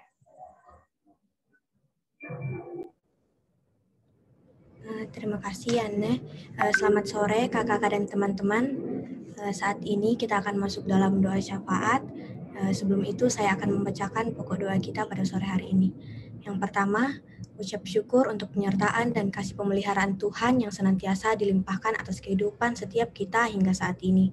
Kedua, ucap syukur untuk setiap proses yang terjadi dalam kehidupan kita, khususnya dalam perkuliahan dan ujian-ujian yang boleh kita jalani, kiranya setiap dari kita senantiasa mengandalkan Tuhan. Yang ketiga, ucap syukur untuk setiap anggota PMK yang berulang tahun sepanjang minggu ini, kiranya semakin bertumbuh ke arah yang lebih dekat dengan Tuhan dan senantiasa menjadi terang dan garam dimanapun mereka berada. Yang keempat, ucap syukur untuk ibadah persekutuan besar PMK FKFKG Unhas yang boleh terlaksana hari ini, kiranya boleh menjadi berkat bagi setiap pribadi yang hadir dan firman yang kita dengarkan senantiasa memperlengkapi kita dalam setiap langkah kehidupan kita. Yang kelima, ucap syukur untuk angkatan 2020 yang boleh ter-PI sejauh ini dan doakan setiap proses PI mahasiswa baru yang sementara berjalan kiranya boleh menemukan waktu yang tepat. Yang keenam, ucap syukur untuk kelompok kecil di PMK yang boleh ber-PA dalam minggu ini dan doakan agar hubungan PKK dan AKK dapat terjalin dengan baik. Yang ketujuh, doakan segala persiapan dan pelaksanaan ibadah gabungan bersama PMKO Philadelphia dan PMK Sandikarsa kiranya dapat berjalan dengan lancar sesuai dan seturut kehendak Tuhan. Yang kedelapan, doakan PA pengurus hari Jumat kiranya dapat diberikan kelancaran dalam pelaksanaannya dan semakin memperlengkapi pengurus dalam menjalankan setiap tugas dan tanggung jawab. Yang kesembilan, doakan segala persiapan dan pelaksanaan catur bulan pertama, kiranya setiap komisi dapat mempersiapkan diri dengan baik dan diberikan hikmat untuk memaparkan. Yang kesepuluh, doakan setiap anggota PMK dalam menempuh perkuliahan, baik secara offline maupun online, kiranya Tuhan senantiasa menyertai dan diberikan kelancaran. Yang ke-11, doakan keluarga dan orang-orang terkasih anggota PMK kiranya selalu dalam naungan Tuhan dan diberikan dan diberkati dalam setiap hal yang mereka kerjakan. Yang ke-12, doakan setiap kita yang akan menghadapi ujian-ujian ke depannya, kiranya Tuhan memberikan hikmat, kemampuan dalam memahami setiap ilmu yang diberikan sehingga boleh menerima hasil yang terbaik. Yang ke-13, doakan anggota PMK yang sedang dalam proses penyusunan proposal maupun skripsi, kiranya Tuhan turut campur dalam pengerjaannya dan senantiasa diberikan kelancaran. Yang ke-14, doakan kakak klinik dalam pendidikan dan yang mereka jalani, kiranya mereka senantiasa mengandalkan Tuhan dalam setiap proses yang mereka jalani. Yang ke-15, doakan kakak-kakak alumni dimanapun mereka berada, semoga tetap menjadi teladan lewat profesi dan tetap mengandalkan Tuhan dalam setiap aspek kehidupan. Yang ke-16, doakan kampus Unhas, Sekretariat PMK Kota Makassar, serta tempat dimanapun kita berada saat ini, kiranya selalu dalam kondisi yang aman dan damai. Yang ke-17, doakan setiap upaya dan kebijakan dari pemerintah Indonesia dalam penanganan COVID-19, kiranya pemberian vaksin kepada masyarakat dapat dilaksanakan dengan efektif serta semuanya dapat berjalan kembali dengan normal. Yang ke-18, doakan anak-anak Tuhan yang terpanggil untuk melayani di suku-suku yang belum mengenal Kristus, agar mereka tetap dikuatkan dan dimampukan dalam pelayanannya. Yang ke-19, doakan suku-suku yang belum mengenal Injil dan kebenarannya, kiranya Tuhan membuka hati dan menjamah orang-orang di suku tersebut melalui hamba-hambanya yang diutus sebagai perpanjangan tangan Tuhan, dan semoga mereka boleh percaya bahwa Yesus Kristus adalah Juru Selamat bagi setiap orang. Selanjutnya kita juga akan mendoakan pokok doa dari pembicara kita hari ini, yaitu Ibu Pendeta Lydia. Kita bersama-sama mendoakan Ibu Pendeta Lydia dalam setiap tugas dan tanggung jawab, khususnya setiap pelayanan ke depannya kiranya boleh menjadi berkat bagi banyak orang dan gereja. Kita juga berdoa untuk setiap pergumulan yang Tuhan izinkan terjadi di masa pandemi bagi Ibu Pendeta Lydia dan keluarga, kiranya Tuhan senantiasa menyertai dan memberkati. Baik, apakah masih ada pokok doa dari kakak-kakak dan teman-teman?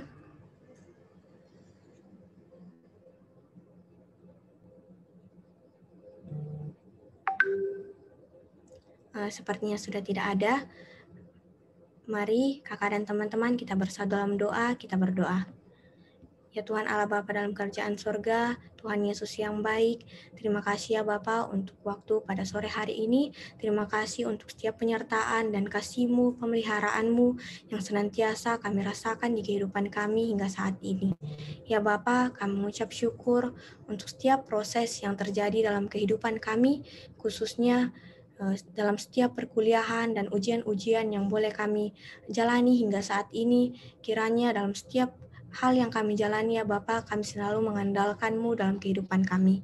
Ya Bapa, kami juga mengucap syukur untuk anggota PMK yang berulang tahun dalam minggu ini. Kiranya saudara-saudara kami dapat semakin bertumbuh ke arah yang lebih dekat kepadamu dan senantiasa menjadi garam dan terang dimanapun mereka berada. Ya Bapa, kami juga mengucap syukur untuk ibadah persekutuan besar di persekutuan kami yang boleh terlaksana pada sore hari ini. Kiranya ya Bapa bisa menjadi berkat bagi setiap pribadi yang hadir dan firman-Mu yang disampaikan boleh kami dengarkan dan senantiasa memperlengkapi setiap kami dalam setiap langkah kehidupan kami. Ya Bapa, kami juga mengucap syukur untuk saudara-saudara kami angkatan 2020 yang boleh ter-PI sejauh ini, dan kami senantiasa mendoakan untuk proses PI mahasiswa baru yang sementara berjalan kiranya boleh menemukan waktu yang tepat. Ya Bapa, kami juga mengucap syukur untuk kelompok kecil yang ada dalam persekutuan kami yang boleh ber-PA dalam minggu ini, dan senantiasa kami juga mendoakan agar setiap PKK dan AKK dapat memiliki hubungan yang terjalin dengan baik. Ya Tuhan Allah Bapa dalam kerajaan surga, kami berdoa untuk segala persiapan dan pelaksanaan ibadah gabungan bersama PMK of Philadelphia dan PMK Sandi Karsa yang akan terlaksana ke depan.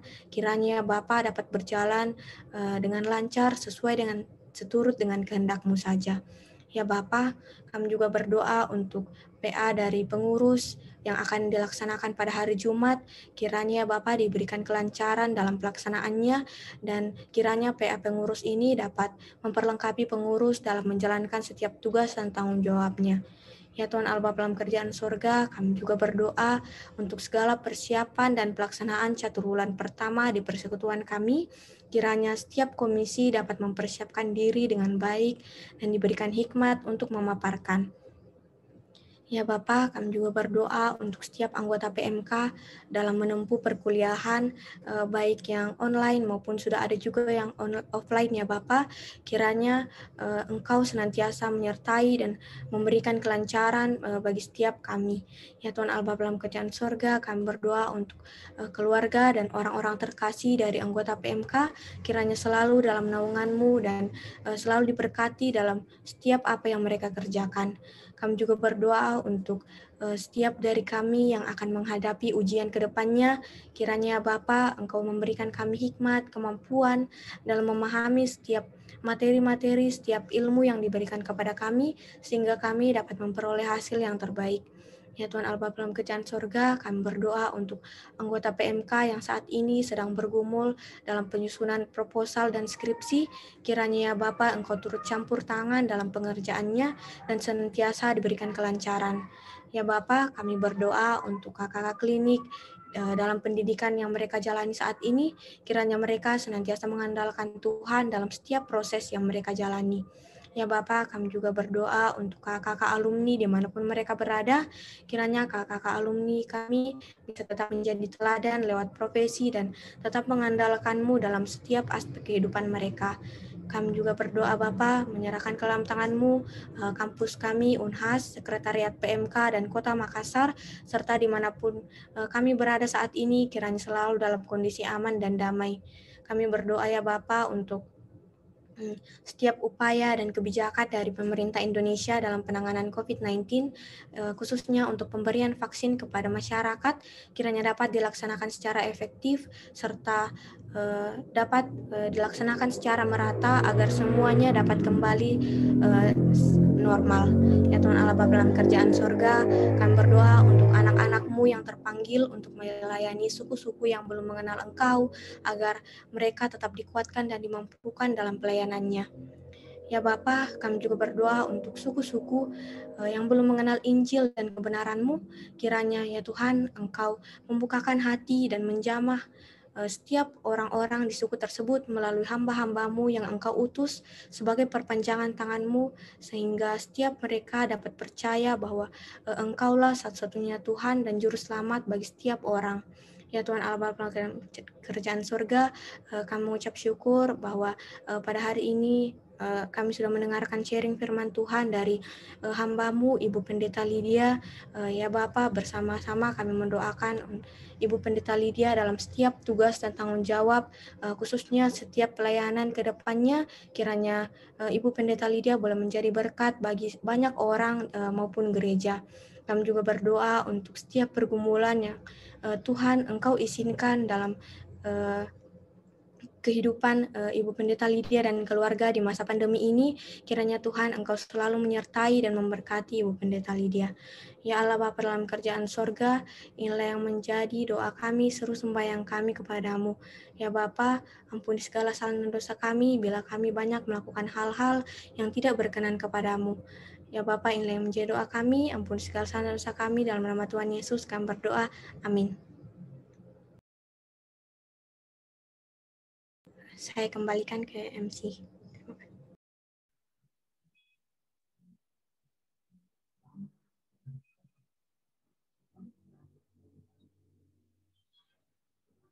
Selanjutnya kita akan mendengarkan Warta PMK. Kepada Kakak Rio Bandu dengan kasih dipersilahkan.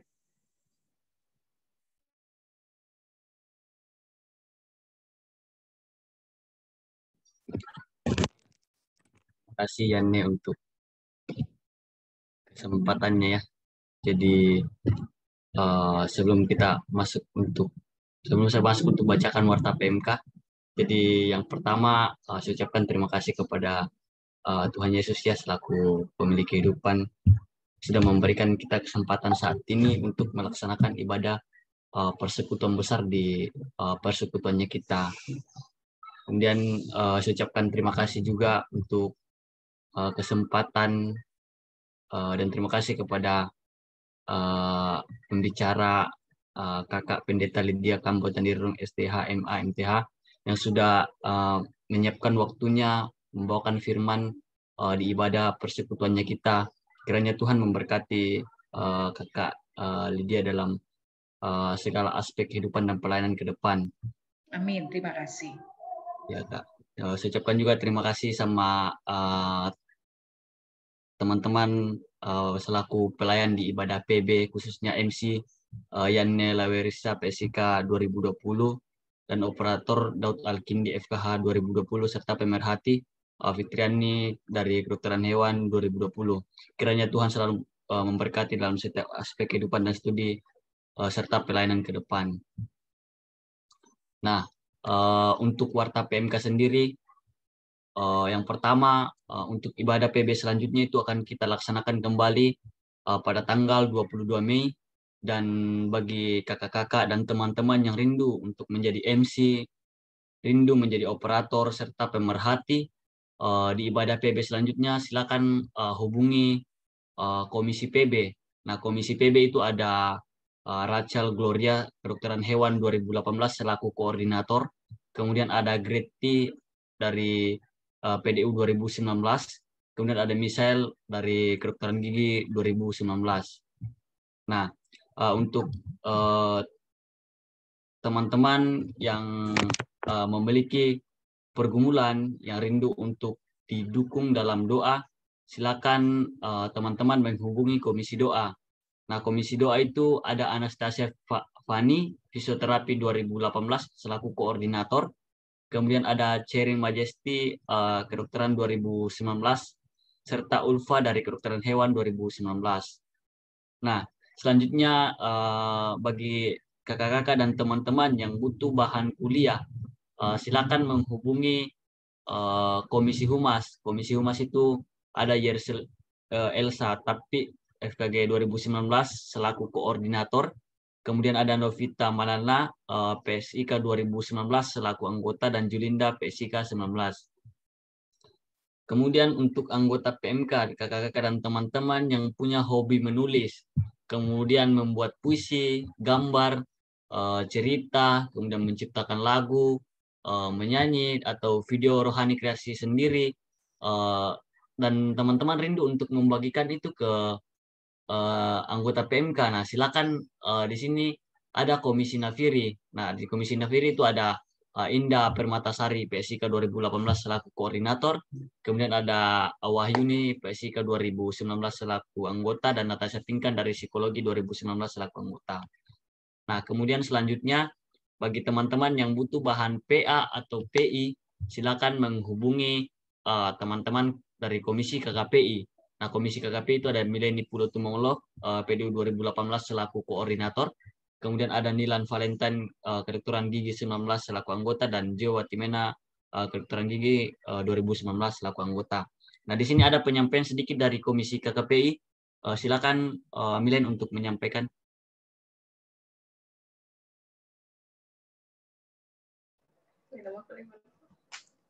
Ya, shalom, selamat sore teman-teman kakak dan teman-teman semua. Ya, jadi di sini kami Komisi KKPI ingin menyampaikan bahwa puji Tuhan terhitung sejak ibadah persekutuan besar kita yang terakhir, yaitu pada tanggal 10 April hingga hari ini, tanggal 1 Mei, setelah ada 13 kelompok kecil di persekutuan kita yang ber-PA. Nah, untuk kakak-kakak dan teman-teman semua yang belum sempat ber-PA, segerakan ya PA-nya, kita tunggu kabar baiknya. Terima kasih, Tuhan Yesus memberkati. Oke, terima kasih Mileni. Jadi untuk selanjutnya bagi teman-teman yang rindu untuk mengembangkan talenta teman-teman, contoh talenta menyanyi. Nah, di sini ada Komisi Skill yang menyiapkan wadah untuk kita mengembangkan talenta menyanyi kita melalui paduan suara yang dilaksanakan itu setiap hari Jumat dan Sabtu. Nah, kita latihan Jumat dan Sabtu itu melalui Zoom, itu di jam-jam isoma. Nah, ada juga di sini Komisi Skill menyiapkan wadah bagi teman-teman yang akan menghadapi ujian. Nah, kira-kira teman-teman yang membutuhkan tenteran bisa langsung hubungi Komisi Skill. Nah, Komisi Skill di sini ada Elenda Tuseru dari kedokteran 2018 selaku koordinator. Kemudian ada Friski FKG 19 dan ada Nirlan dari PSIK 2019. Nah, untuk selanjutnya itu ya di sekret kita ada terdapat koleksi buku-buku rohani, dan jika kakak-kakak dan teman-teman yang mau meminjam koleksi buku PMK, silakan menghubungi sekretaris PMK-nya kita. Sekretaris PMK itu ada Gabriela Putri PDU 2018. Jadi ya itu untuk warta PMK yang bisa saya sampaikan. Saya ucapkan terima kasih.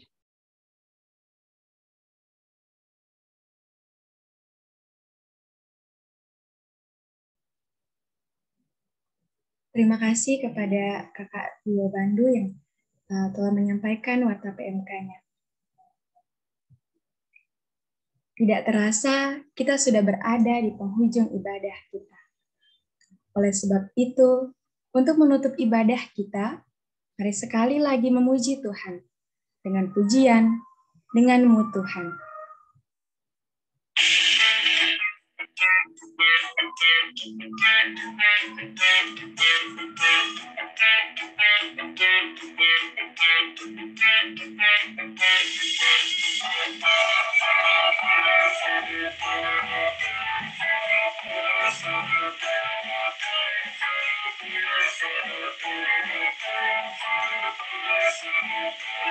Tak pernah ragu akan kesetiaanmu sepanjang hidupku. Sepanjang jiwaku yakin dan percaya tentu langkahku. Yesus kau Raja dalam hidupku, berkuasa berjalan untuk selamanya. Hanya Kau Tuhan, sumber kekuatan, kuasa tak tercurah, Kau kudus biasa denganmu Tuhan. percaya mereka meleleh sampai kamu selamanya.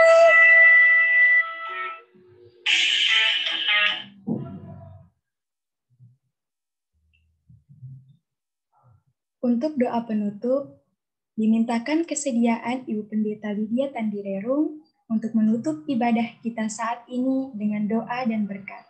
Kepada Ibu Pendeta dengan kasih, dipersilahkan. Segenap adik-adik, Persekutuan Mahasiswa Kristen, Fakultas Kedokteran, Kedokteran Gigi, dan semua simpatisan dimanapun berada. Bersyukur kepada Tuhan untuk pengasihan, kemurahan, dan topangannya dalam persekutuan kita pada sore ini. Karena itu, kembalilah dalam damai sejahtera Tuhan, berjuanglah untuk menjadi pelaku firman dalam hidupmu, kini kembalilah dengan berkat-Nya. Kiranya kasih karunia Tuhan Yesus Kristus, pengasihan Allah Bapa, persekutuan dan penghantaran Roh Allah yang kudus akan kembali terus memberkati kamu, sehingga kamu terus bertumbuh dalam iman, bertumbuh dalam pengharapan, dan bertumbuh dalam kasih. Dari saat ini sampai Maranatha, Tuhan Yesus datang kembali. Amin.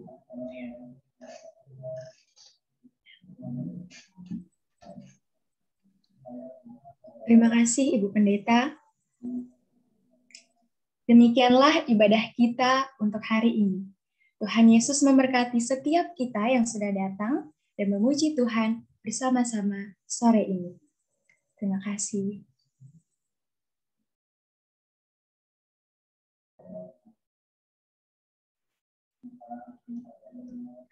Ini mungkin sebelum bisa mestinya keluar dari video dulu, say hello ya, begitu ya.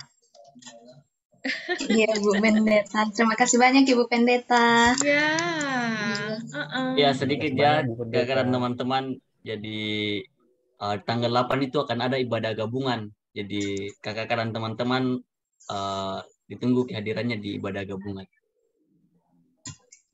Ya, Kak Rio.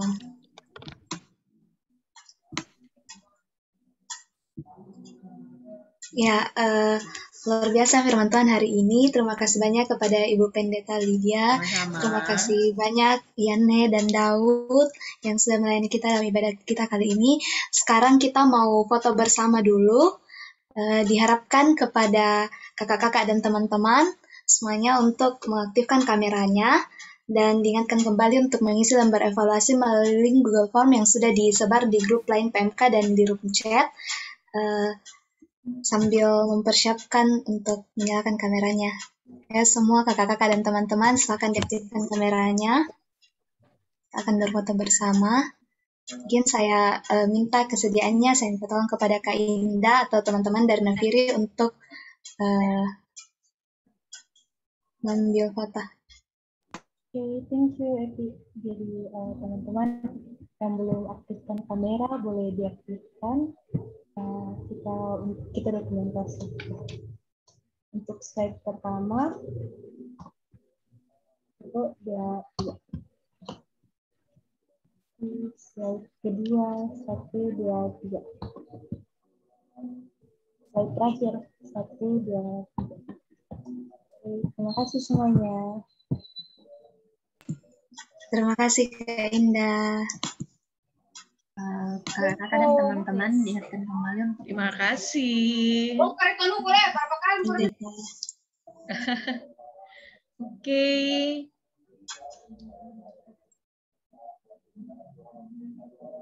Kakak-kakak dan teman-teman diingatkan kembali untuk mengisi lembar evaluasi ibadah kita hari ini. Setelah ini akan ada evaluasi ibadah bagi kakak-kakak dan teman-teman yang rindu untuk mengevaluasi ibadah kita diharapkan untuk tinggal di dalam room chat. Namun sebelum itu kita mau kembali berdoa bersama pelayan yang akan dipimpin oleh Kak Milen.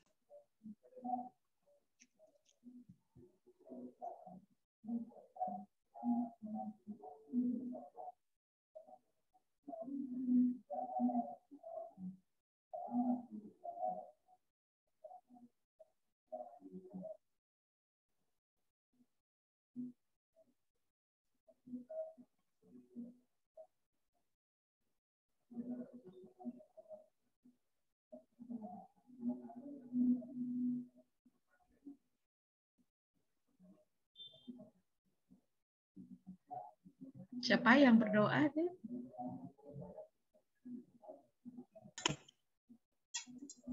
Ya, kalau Kak Milen tidak, mungkin jaringannya Kak Milen. Ya, silakan Kak Milen. Pimpin kita untuk doa pelayan Kak. Doa pelayan ya, Tia? Iya Kak. Baik, mari kita sudah dalam doa, kita berdoa. Selamat sore Allah Bapa di dalam surga, Allah yang kami sembah dalam nama Bapa, Anak dan Roh Kudus. Kembali Tuhan, kami anak-anakmu datang di hadapan-hadiratmu pada saat ini, mengucap syukur untuk penyertaan Tuhan yang tak putus-putusnya kami rasakan di dalam kehidupan kami, di mana nyata ya Bapa, Engkau telah menyertai kegiatan ibadah persekutuan besar kami bersama pada hari ini, mulai dari awal tadi hingga berakhirnya pada saat ini. Terima kasih ya Bapak, semuanya boleh berjalan dengan baik. Terima kasih untuk para pelayan Tuhan yang boleh melayani dengan baik Tuhan. Kiranya pelayanan ini Tuhan boleh berbau harum di hadapan Tuhan. Sebentar Tuhan, kami akan melanjutkan kegiatan kami. Engkau tuntun dan sertai, kiranya semuanya boleh berjalan dengan baik dan lancar. Kiranya Tuhan selepas dari sini kami boleh mengaplikasikan peserta ibadah ini boleh mengaplikasikan apa yang telah kami dapat Tuhan melalui firman Tuhan yang kami dengar pada hari ini. Terima kasih ya Bapak. Mungkin ada yang masih ingin kami sampaikan Tuhan, tapi kami yakin dan percaya Engkau telah menyelidiki segala hati. Oleh karena itu Bapak, sempurnakan doa ini, ampunkan segala dosa dan kesalahan yang kami perbuat melawan kehendak-Mu, dan inilah doa kami, doa yang kami bawa dalam nama anak-Mu Tuhan Yesus Kristus. Itulah Tuhan dan Juru Selamat kami yang hidup. Haleluya, amin. Amin. Amin. Terima kasih banyak Kak. Terima kasih. Sekali lagi terima kasih Ibu Pendeta. Sama-sama. Sama-sama. All the best untuk semua ya. Amin, Bu Pendeta. Adik Opel, salam kolus halu ya. Iya Kak. Iya.